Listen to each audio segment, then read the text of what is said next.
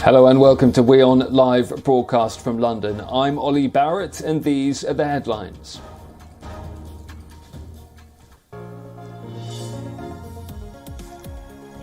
A powerful earthquake strikes a remote border region of Afghanistan, killing at least 1,000 people and injuring hundreds more. Rescuers are digging through collapsed buildings.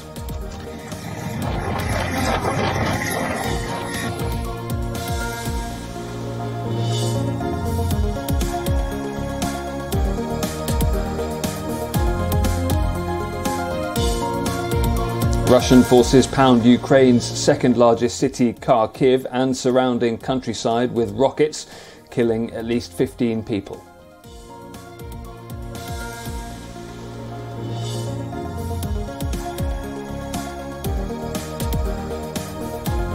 Moscow accuses Britain of preventing Russia from attending the next OSCE Parliamentary Assembly in Birmingham by refusing visas to members of the Russian delegation.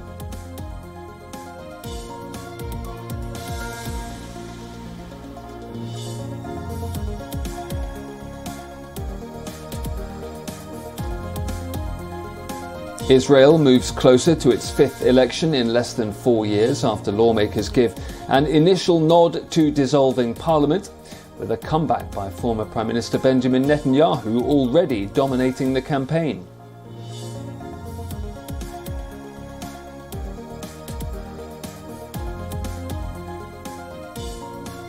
Europe is seeing a resurgence of COVID-19 cases driven by the fast-spreading Omicron subvariants BA4 and BA5.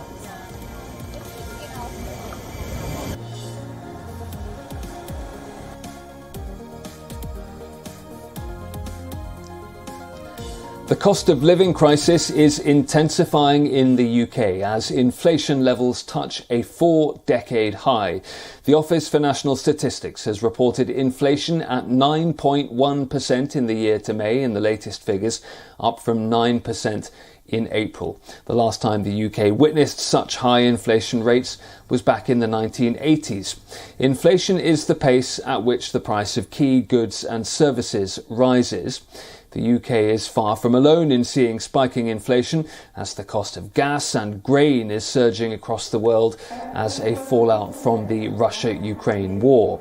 The ONS numbers indicate food and non-alcoholic drink prices are a big contributor to the current data. Those are increasing at the fastest pace since 2009. The Bank of England has warned the UK's inflation level may touch 11% by the end of this year.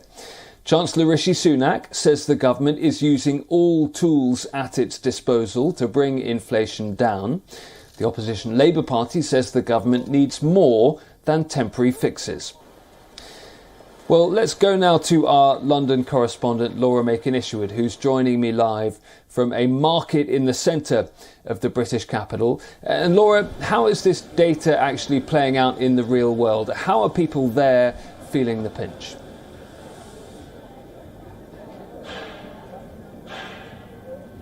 Well, yes, this is a very busy market area of London. It's a place people come out every day to get their lunches from these stalls that line the sides of this road called Leather Lane.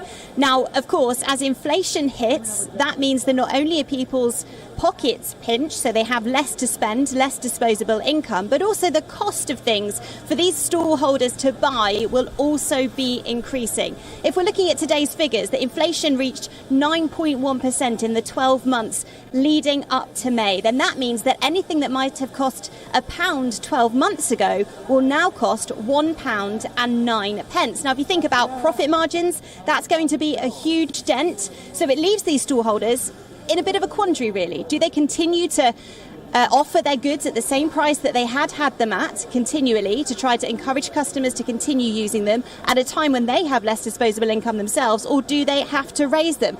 We have been speaking here to Louise. She is the owner of the flower stall here on Leather Lane. Now, Louise, of course, we've been looking at inflation today, the cost of the likes of bread and meat are going up, but you're selling flowers. Have you noticed anything different in terms of costs for you lately? Yes, there is an increase in costs, but it's understandable because the cost of fuel means the transit of bringing the flowers over, because a lot of the stuff does come from Holland, so that's going to increase the price anyway.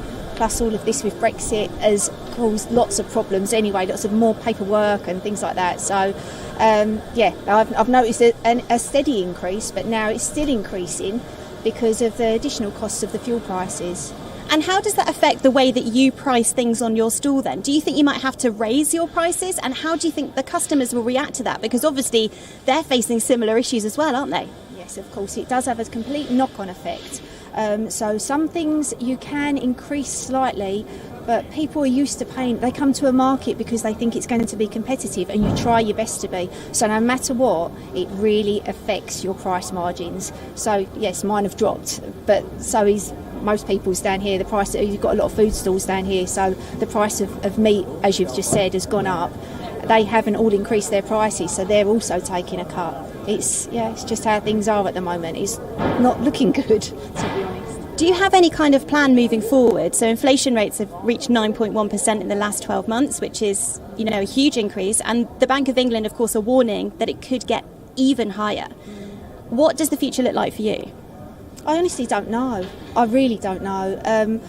I can only just try my best. If this doesn't work, then I'd have to give up. I couldn't continue working, because it isn't just those costs. You have your driving in costs, so your ULEZ charges, your congestion charges. It's such a lot, as well as fuel.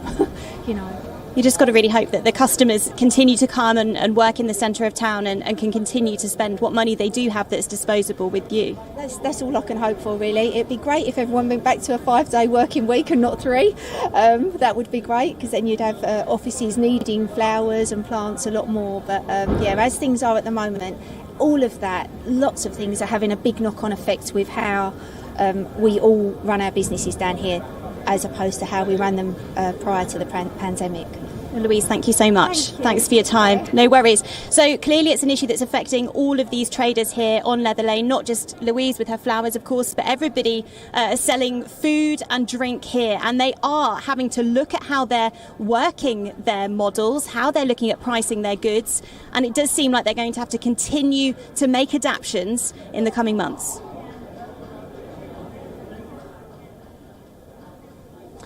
Laura, thank you. That's Laura Makin-Isherwood illustrating some of the real-life issues that inflation causes at a market in central London. Major disruption continues, meanwhile, to the rail network in the UK after Tuesday's strike action.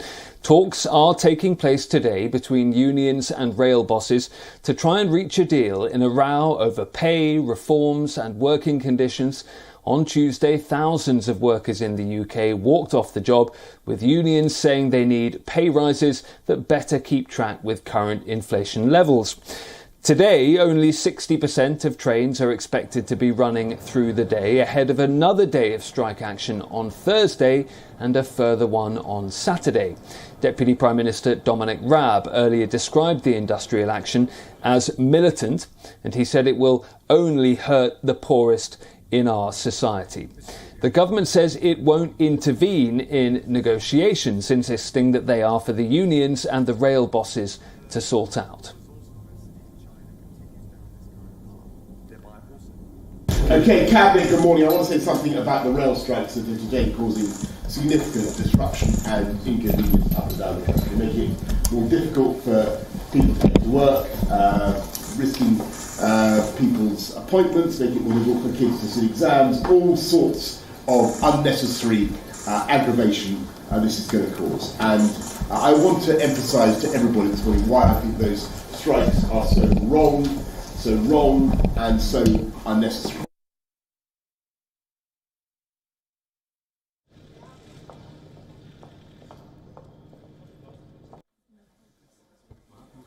Mr. Speaker. Okay, great. Staying in the UK, and Justice Secretary Dominic Raab has just got to his feet in the House of Commons to set out changes that the UK is making to parts of its legal system. The country will remain under the jurisdiction of the European Court of Human Rights, but Dominic Raab will set out powers to push back against some of its rulings. Let's have a listen now to some of Dominic Raab's statement to the House of Commons. Thank you, Mr. Speaker. To ask the Prime Minister to make a statement on reports of events held. It was very much spearheading to promote reform. Our approach is crafted very much with that in mind, to facilitate that dialogue between the United Kingdom and Strasbourg and avail ourselves of the margin of appreciation which is within the bounds of the Convention. Equally, as a matter of basic democratic principle, we will reaffirm and reinforce the democratic oversight and control exercised by this House. Now, Mr. Speaker, our Bill of Rights sets out a range of important reforms, a permission stage in the UK courts to assert greater checks over frivolous claims at an earlier stage. That, of course, reflects the Strasbourg Court itself, which has an admissibility stage. We've included provision to ensure that behaviour of anyone claiming a breach of their human rights is taken into account when our courts consider compensation. It's a principle of law in this country that those who come to equity do so with clean hands. I think that should be reflected in human rights claims as well. We will also expressly, Mr. Speaker, provide for greater weight to be given to Parliament's determination of the public interest set out in primary legislation when considering the interpretation of rights to ensure we are better equipped to protect the public. And that will reinforce our ability to, for example, deport more foreign national offenders, and in particular, those claiming ever more elastic interpretations of Article 8 and the right to family life to frustrate the deportation process. It will also ensure we can deliver our reforms to the parole system. So when it comes to those finely balanced assessments of risk in decisions on the release of potentially dangerous offenders, public protection is the overriding priority. Our Bill of Rights will also mean that we can prevent well-meaning but counterproductive and onerous straitjacket regulatory burdens being placed on our public services, resulting from rulings determined by lawyers in court rather on such sensitive matters being set by elected lawmakers in this House. That's particularly important, Mr. Speaker, with respect to finely balanced assessments of social policy matters with financial impact, the bread and butter issues that it is for this Parliament to decide. Mr. Speaker, we have consulted and engaged very widely across the whole of the United Kingdom. We will continue to do so. This is a UK-wide reform, but we want to work with all of the devolved administrations on these essential reforms, so we will be seeking legislative consent motions, noting nevertheless that the status of the Human Rights Act is as a, and I quote, protected enactment under the devolved settlements, so reform, replacement, revision can only take place from Westminster. Mr. Speaker, our Bill of Rights will strengthen our proud tradition of freedom. It will demarcate a clearer separation of powers. It will ensure greater respect for our democratic institutions, and it will better protect the public and restore a healthy dose of common sense to the justice system, which is essential for commanding public confidence. Ultimately, it will make us free. Dominic Raab there, the UK's Justice Secretary in the House of Commons, setting out plans for the government's new Bill of Rights. And the timing of this is key. It comes just days after the European Court blocked the UK's move to deport some asylum seekers to Rwanda. And so the UK is beginning this new period of legislation, as we've been hearing there from Dominic Raab, the UK Justice Secretary. He says those reforms will reinforce freedom of speech and allow the government to deport more foreign offenders. The bill will replace the 1998 Human Rights Act, which requires UK courts to take account of the Strasbourg case law decisions. Several times, though, the courts here in the UK have interpreted taking account of the law as a duty to follow the rules. The government's move is causing a major backlash. Opposition parties are among those people criticising this move, but also rights campaigners and legal activists too. They say the plan will erode people's rights. The government would dispute that. The critics would also say it will hand too much power to ministers.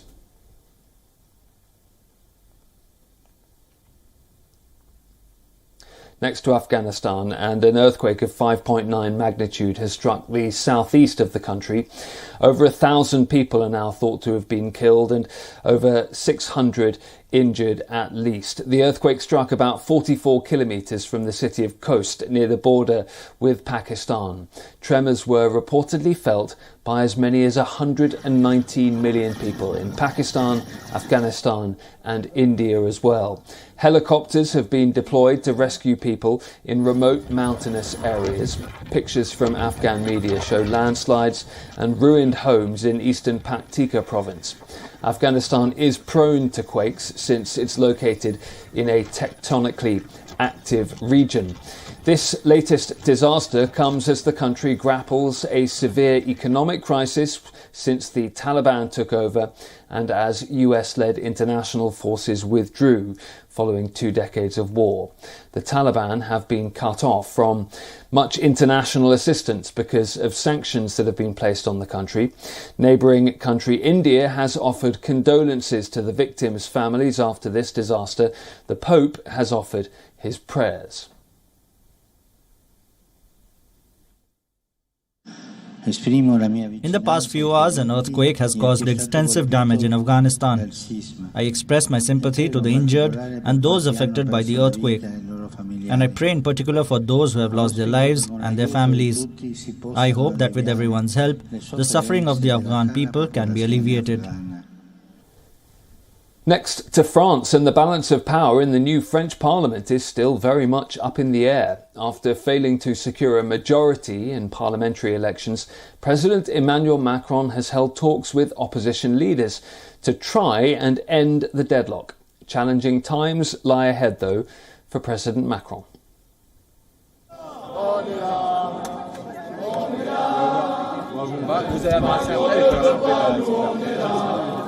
French opposition leaders told beleaguered President Emmanuel Macron on Tuesday that they would not make life easy for him as he sought a way to avoid political paralysis after this weekend's election setback in Parliament.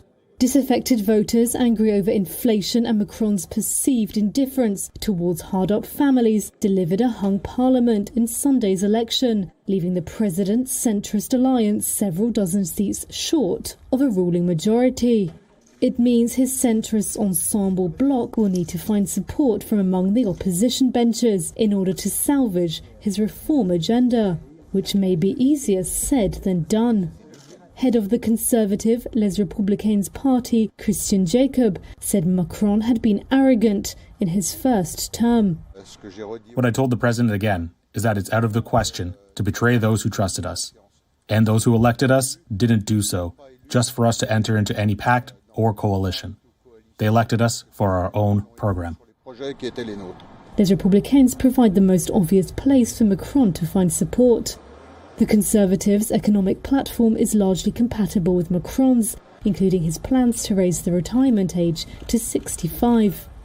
However, the Conservatives have so far ruled out a formal German-style coalition pact. Even so, Jacob said his party would be reasonable and would not block the institutions. Macron's camp has said it hoped to find and work with moderates on both sides. The man himself has not spoken publicly since the election. Sunday's vote delivered a fragmented parliament and plunged France into uncharted waters with no rulebook on how to exit the crisis. If Macron and his alliance fail to secure support, France could face a long spell of political gridlock that may later on compel him to dissolve parliament and call a new election. Olivier Faure, leader of Parti Socialiste, which joined the left-wing NUPES bloc ahead of the election, said his party could back some policy proposals, but only if Macron took on board their ideas. We are in an opposition which does not have the majority because we didn't win the election, but our opposition forces united together, and we will create an intergroup alliance to allow us to coordinate our activities, our action, and our position in the opposition. So don't worry, the left is doing just fine. As Macron hopes to make new allies, he is also sticking with his old ones. He has refused to accept Prime Minister Elisabeth Borne's resignation, despite calls from his opponents for her to go. Ministers have insisted the government remains functional. No easy solution appears to be at hand. And from Thursday, Macron will be distracted by a week of international meetings abroad, including EU, G7 and NATO summits. In Ukraine, 15 people have been killed and over a dozen wounded after Russia pounded the city of Kharkiv with rockets and missiles. A gas processing factory in the Izium district of Kharkiv bore the brunt of the Russian shelling. Authorities are yet to assess the type of missiles used to attack the second largest city of Ukraine. However, local police claim that Russia is using Uragan multiple missile launchers. Russia has ramped up attacks on Ukraine's second largest city. Kiev says Russian attacks on Kharkiv are part of Moscow's strategy to pull Ukraine's forces away from the main battlefield.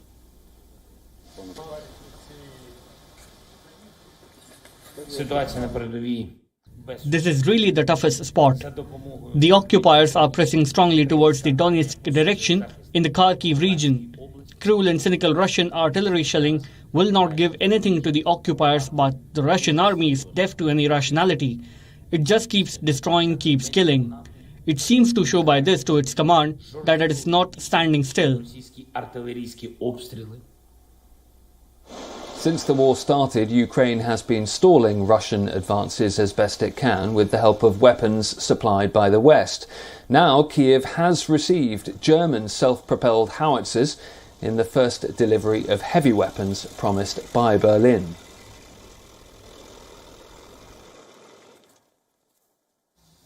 Meine Damen und Herren, klar ist, Ukraine must be able to defend itself against this aggression. That is why we are providing very substantial financial and humanitarian support to Ukraine. That is why we are supplying Ukraine with weapons. Many of them, by the way, are delivered thanks to a close cooperation with German armed companies. Secondly, it is very clear that we will continue to support Ukraine, also with weapons, and we will continue to do so for as long as Ukraine needs our support. Sudan is facing one of its worst economic crises ever. It comes after the military coup of October 2021 and some of the inflationary issues we've already been discussing in this bulletin. Some parts of the country, like Omdurman, are facing water shortages, and power cuts throughout the country are causing major disruption. In Omdurman, across the White Nile from Sudan's capital Khartoum, the local water supply has been dry for weeks. To wash and drink, people have to buy from private tankers, one cost of a political stalemate since the military coup in October. In the Al-Shigla neighbourhood, resident Abdallah Al-Saeed says the lack of water is a big problem. In terms of health, we cannot clean properly, wash clothes or clean bathrooms, so health problems happen. This is along with the financial problems because we are obliged to buy water even for drinking. It's not just residents struggling with their finances. In response to the military takeover, the international community turned off the tap on billions of dollars in funding, just as war in Ukraine pushed the cost of key imports higher. Finance Minister Jibril Ibrahim. During 2022 and 2023, we were expecting nearly $4 billion from the World Bank, including $500 million for irrigation and drinking water, and $780 million for electricity. Ibrahim said the government has refrained from printing money to finance the deficit, and that state revenue rose by 2/3 over the past 6 months. But inflation means spending has grown even faster. The monthly bill for public sector salaries alone stands at $394 million, up from $118 million at the start of the year. That's on top, Ibrahim said, of rising costs for fuel, wheat and other imports. There is some relief on the horizon after the United Arab Emirates agreed to build a new Red Sea port in Sudan as part of a $6 billion investment package. The deal, according to one of the partners, will include a free trade zone, a large agricultural project and, perhaps crucially, an imminent $300 million deposit to Sudan's central bank. But in the meantime, citizens continue to struggle with crumbling services. In Khartoum, uncollected rubbish litters the streets. Major intersections are often jammed as traffic lights lose power in an economy that appears to be grinding to a halt. On to football now, and some of the last remnants of the Roman Abramovich era at Chelsea have been moved on. Co-owner Todd Boehly has been confirmed as Chelsea's chairman amid a series of changes to the club's board, which also sees director Marina Granovskaya depart. A consortium led by the American investor Todd Boehly completed the takeover of the Blues last month in a deal worth over $5 billion. Boehly's appointment as chairman of the board was imminent after it was announced that Bruce Buck would be stepping down from his role after a 19-year spell. Boehly will also take over as the club's interim sporting director. The Russian-Canadian Granovskaya was a key figure at the club during Roman Abramovich's reign. She was particularly known for handling player contracts and many bits of transfer dealings, and she played a pivotal role in bringing a number of big names to Stamford Bridge. One of the players she helped get to Chelsea was Belgian striker Romelu Lukaku for a record fee, but the Belgian striker has now gone back to Inter Milan on loan. He had a strained relationship with head coach Thomas Tuchel, especially after an unauthorised interview where he said he had unfinished business at the San Siro. Inter will pay Chelsea in the region of $8.4 million for a season-long loan, with the Belgian reportedly taking a 35% pay cut to make the move. Lukaku enjoyed two successful seasons at Inter between 2019 and 2021, scoring 64 times in 95 matches and winning the Serie A title in the 2020-2021 season. England and Man City forward Raheem Sterling has reportedly been identified as Chelsea's first choice replacement. What a start!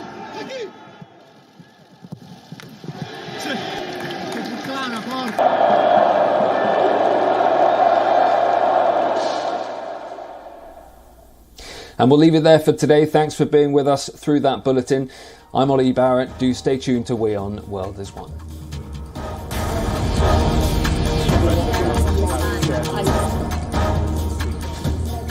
There are many other